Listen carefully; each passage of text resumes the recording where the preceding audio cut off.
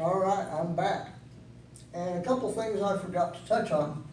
One being our refugee cash assistance and resettlement money tax breaks that we are giving our nation's refugees that come here from Syria and other countries as refugees.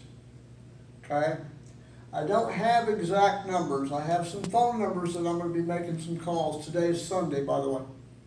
And I'm going to be making some calls to get a handle on this, because when my food stamps ran out after 6 months, and by the way, they ended on a 6-month day, and because I wasn't able to get my mail, I was cut off, and I had to leave a bunch of groceries on the counter at a store and go find out what was wrong with my food stamps. And when I got down there and found out what was wrong with my food stamps, all I had to do was refill out the same food stamp application form, which is about 17 pages long. And I have a picture of it, but I took a picture of it with my phone because it had this RCA, Refugee Cash Assistance, right there on the form. And I thought, you know what?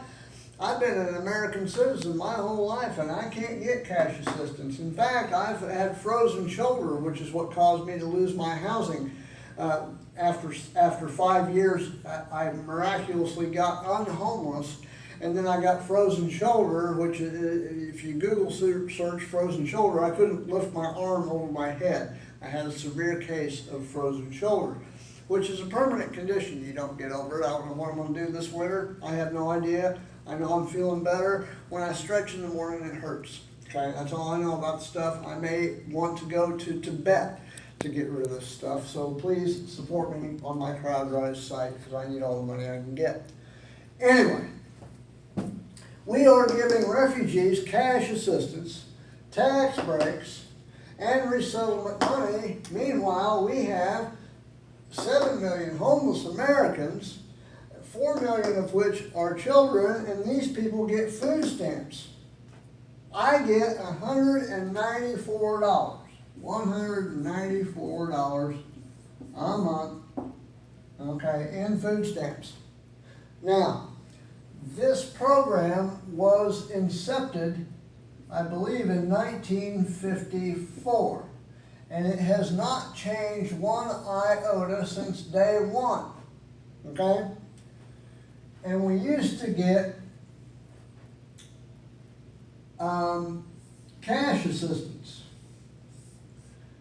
with our food stamps. We can't have that anymore unless we are a woman with a child. Then you can have cash assistance and you can get help into housing. If you're a single male, which is why most of this 7 million number, if that's even correct, we don't know, we don't care, it doesn't matter. It could be 1 million, doesn't matter. They're Americans, they need help, okay? But most of them are single men because there are no benefits from our federal government for a single male. And it doesn't matter if you're black, white, purple, or spotted like Chester the cheetah. It doesn't matter. There is no assistance from our federal government, which is why we have all these people. And I feel, I don't know how these kids are going to get into clothing and education and school and lunch and supper and breakfast living in squalor. We can't have it.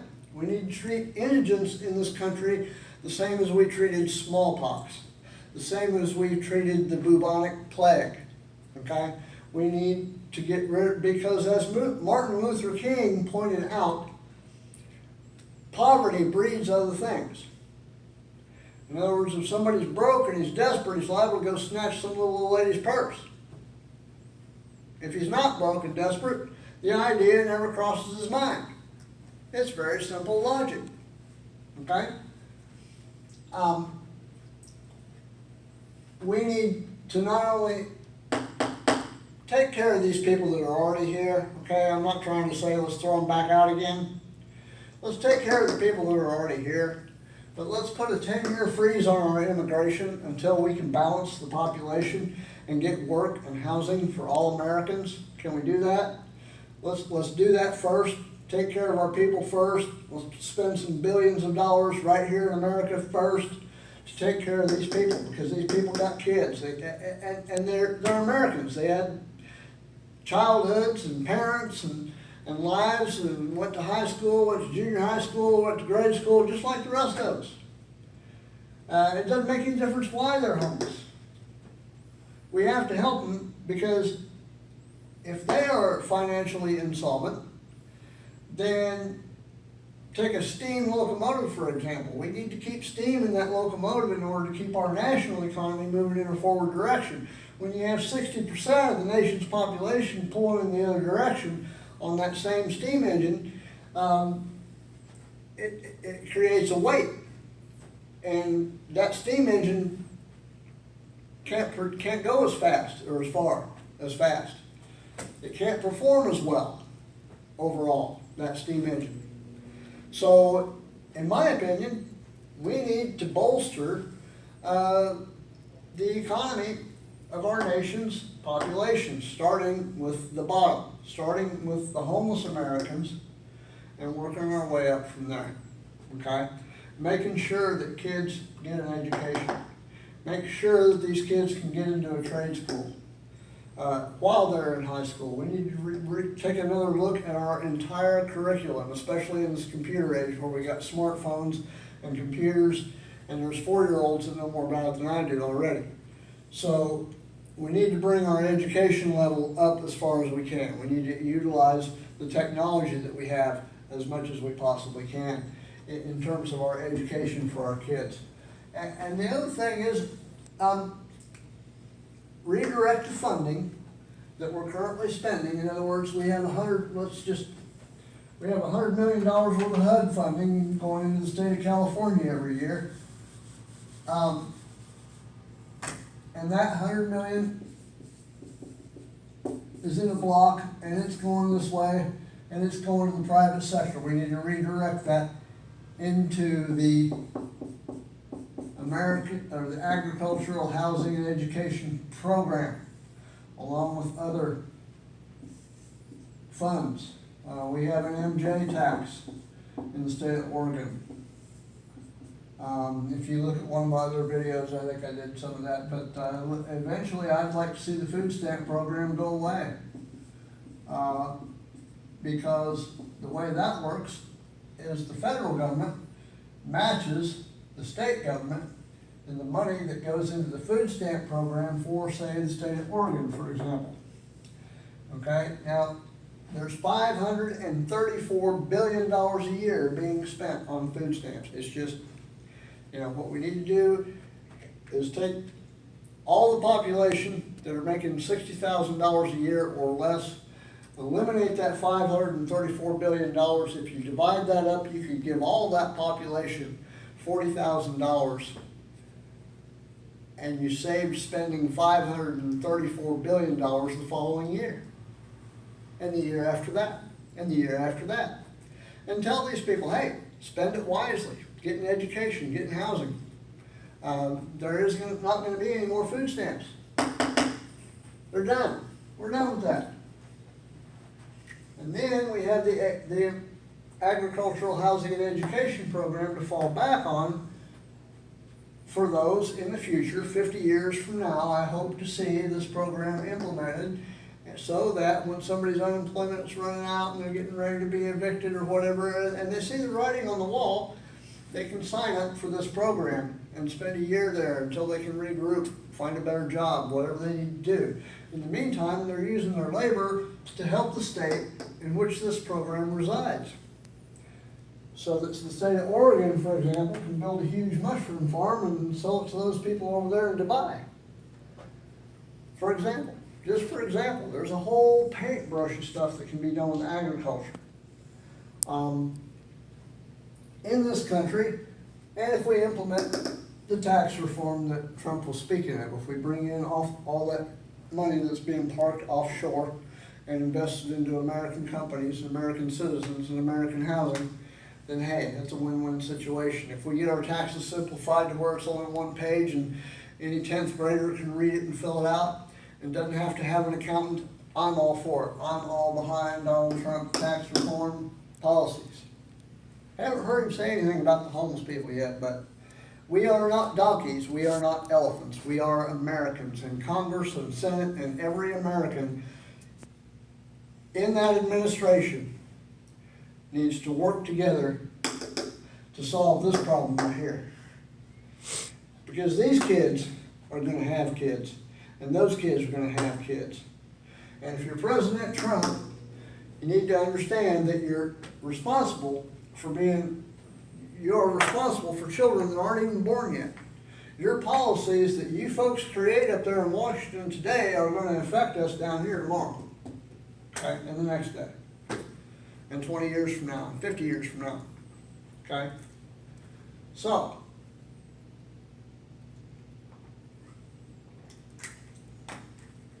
car tax. Now, this goes into, without an address, what is a homeless person supposed to do?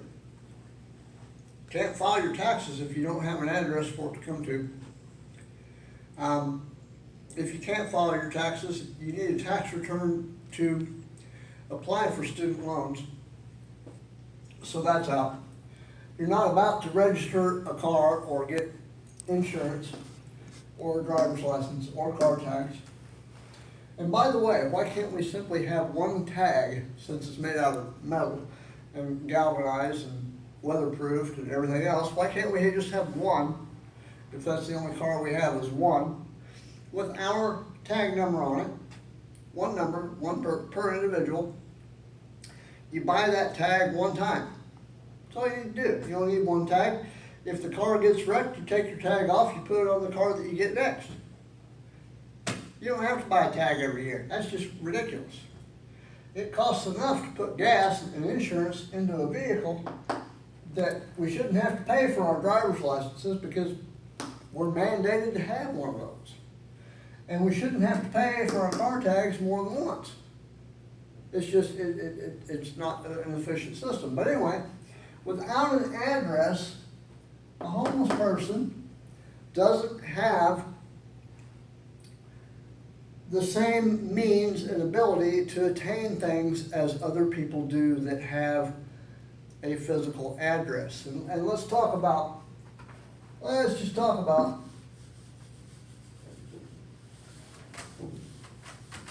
you know, and one of the parts of my story is that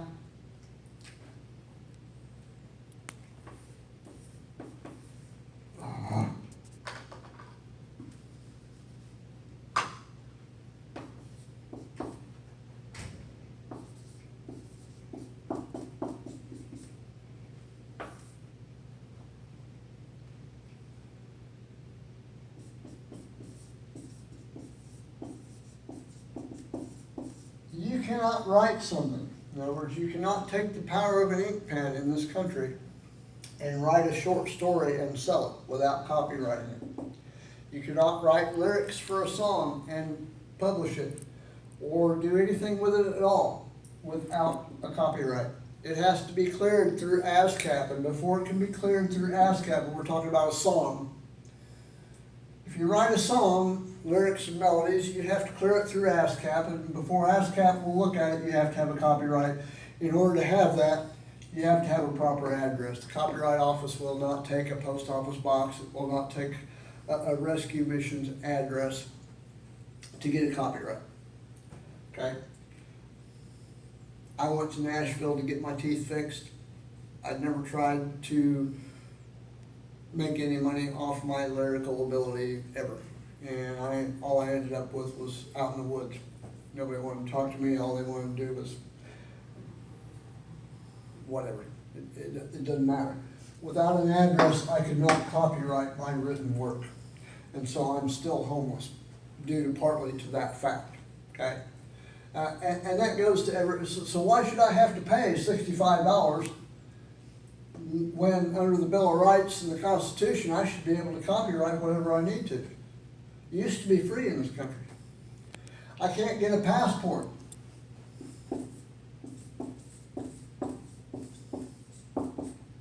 That's out without a physical address. Forget about it. I'm not getting it. And it costs money. Why should it cost me money? Why? I can't even afford to leave my own country if I'm homeless. If I want to leave, I can't get a passport. I can't go anywhere. I'd be an illegal alien in another country, and that includes Mexico, without a passport. So these are issues that all compile to the reason why these people are homeless. And there's more, and I could go on and on and on. But the federal government needs to really pay attention, and especially now, okay, because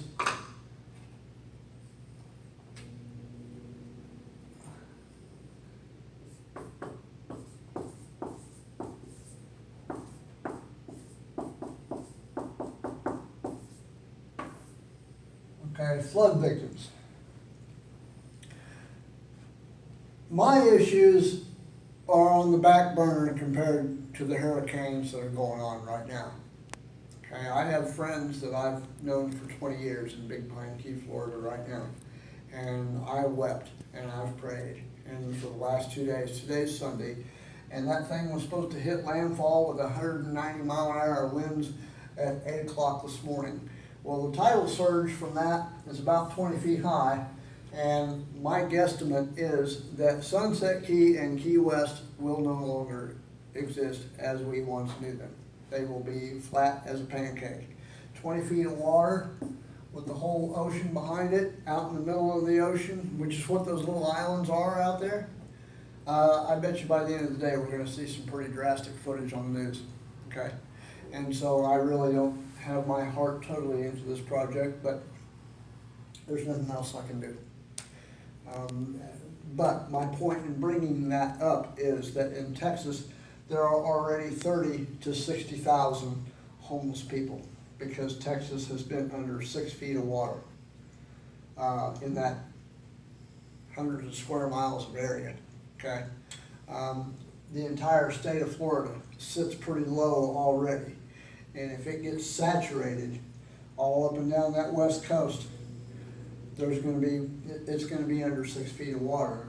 And that tidal surge on Big Pine Key, those little key deer that Roosevelt created the key deer sanctuary for, if they cannot make it to higher ground, if someone has not seen to it that enough of that population is evacuated, which they should, then they will be swept out into the ocean. They're already an endangered species. They're a little bitty deer, look like whitetail, they're only about this tall. Just, you know, and that's the only place on earth where they are is on that one island in our Florida Keys. So let's pray for them too.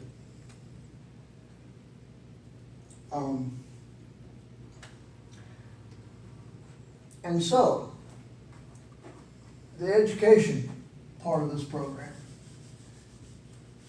There are abandoned buildings and abandoned schools that can be turned into both dormitory and educational facilities, okay, and trade schools.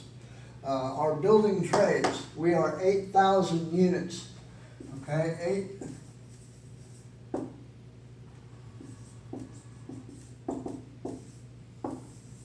that is approximately 8,000 units per 50 states on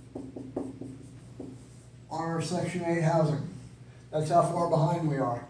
So if we educate the homeless in the building trades, okay, in building, in carpentry, in carpenters' helpers, framers' helpers, framing, plumbing, concrete, foundations, anything and everything, electrical, plumbing, wiring, heating and air, all that, roofing, all these things can be taught to people that are capable, even though at the moment they're homeless, okay?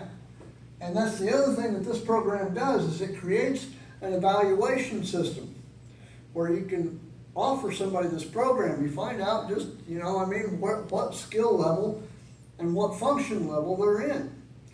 And it's in the interest of human science that we figure out how to make these people healthier, happier, and more productive. What caused the mental illness that they have? And how can we treat that mental illness? We didn't know what lithium was a long time ago. And look at all the functional people that we have now that are taking lithium. You don't know that they're taking lithium. You don't know they ever had a mental problem at all. That's just an example. So this program will enable us to find out where these people are in terms of functionality. And it will enable us to determine, hey, is this person better suited and happier building buildings, or is he happier working with the chickens and the ducks and the geese and whatever it is that we decide to raise to bolster the revenue of the state that this program is implemented in, and all 50 states. In other words, we're already spending $100 million per state roughly per year, and that's probably totally off, but let's just use that for the purpose of using it. If we're spending that kind of money in every state and we're not using it for anything but giving grant money to the private sector, we're not going to get very far. It's just that simple. We're not going to make any progress at all. So if the federal government mandates that this funding go to, say, the Oregon Agricultural Housing and Education Program, the Washington Agricultural Housing and Education Program, the California Agricultural Housing and Education Program. You see how much more constructive that is when we take the private sector out of the equation, because the American citizens that are homeless, that need this assistance, the private sector was never responsible for them in the first place, period. All those gravestones in Arlington means that the federal government is responsible for these people and these kids. And it has to come to a screeching halt. We cannot have people dying on American soil while we're giving refugees money and giving them tax breaks. Oh, you don't have to pay taxes for 5 years because you're a refugee. I can show you a picture in the front page of a New York Times and a picture of a Fort Collins newspaper where there was a homeless camp. They had the same kind of tents, the same brands of tents, and the picture in the New York Times was a picture of a camp in Syria of refugees, and the picture in the Fort Collins paper was a picture of American citizens in homeless camps. There was no difference in the two pictures, folks. None. So I became angry when one of my neighbors in Pueblo, Colorado, along the creek behind a Walmart where a lot of us stayed. In fact, they used to know at one point how many homeless people are in Pueblo, Colorado. They don't know anymore because there's too many. And this one old boy, well, he was 65 years old. He got his Social Security, and he'd come outside because there was no room in the shelter, and he didn't want to stay there anyway. You know, he's an old man, lived his life in his own space. He needs his own space. So he took a tent out there in the woods with the rest of us, and we had 6 weeks of 0 to 17 below weather. Well, I'm really good with my illustration today, aren't we? But anyway, and during those 6 weeks, at some point, he fell asleep with his stove on and died. And one of my other neighbors found him, froze to death, stiff as a mackerel. Went to check on him, hadn't seen him come and go. He was a very quiet man, never said much to anybody. Hi, how you doing? Good seeing you, how's the weather? That kind of thing. That was about it. And we watched over him because he was one of us. You know, we knew he wasn't used to being out there. We knew that he didn't understand what the program was. So we made sure this stuff didn't get stolen or whatever, and we kind of watch out for each other when we're coming and going. But anyway, that's when I became angry, and I started going to government officials and saying, look, you know, this has got to stop. And I never thought that I would come to such a good answer as this. But when I came to this, and I've worked a lot of the bugs out of this program, it'll take me hours and many more part 5, 6, 7, 8, 9, all the way to 20 parts probably, to get this program designed and get the bugs worked out of it and get it to where the government can wrap their hands around it and put it to some good use, hopefully. Glory be to God, if that happens. So that's where we're at here in 2017. 2018 is going to be worse, because if you look at that storm surge along the coast of Florida, boy, it's going to do a lot of damage. We're going to have a lot of displaced citizens, and there's just nothing that we can do. I've become a big fan. I'm going to leave you folks today with a quote from Jonathan Swift, which got me to reading the rest of his stuff. And he gave it for his opinion that whoever could make 2 ears of corn or 2 blades of grass to grow upon a spot of ground where only one grew before would deserve better of mankind and do more essential service to his country than the whole race of politicians put together. Jonathan Swift, my fellow Irishman. So, I'm going to leave you with that. Stay tuned to Part 6.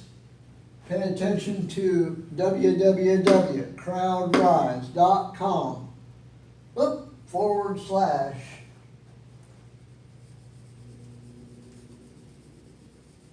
/ American Homeless United. It is.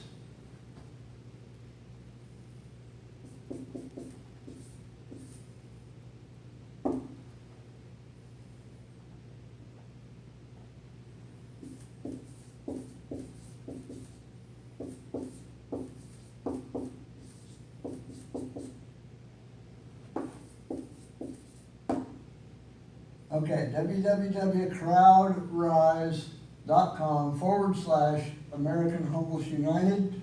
If you want to ask me something, actually you can contact me through that CrowdRise site, but if you can't get it to come up, if you become frustrated or whatever, I do have the Gmail, AmericanHomelessUnited@gmail. So you can contact me through there if you have a question or an opinion or something, or you just want to correspond and maybe criticize my sloppy videos. I don't care. If you're Donald Trump, call me on the phone. You know what my phone number is. I don't have to tell you. You guys pay attention to what I'm saying. Peel back the skins of the onion to this problem, and you'll find out that it's not funny. It's a very serious thing. It's just as serious as that hurricane coming in here, and it has been for a long time, and we need to do something about it. Okay? Thank you. God bless, and I look forward to speaking to you again here shortly. Thank you.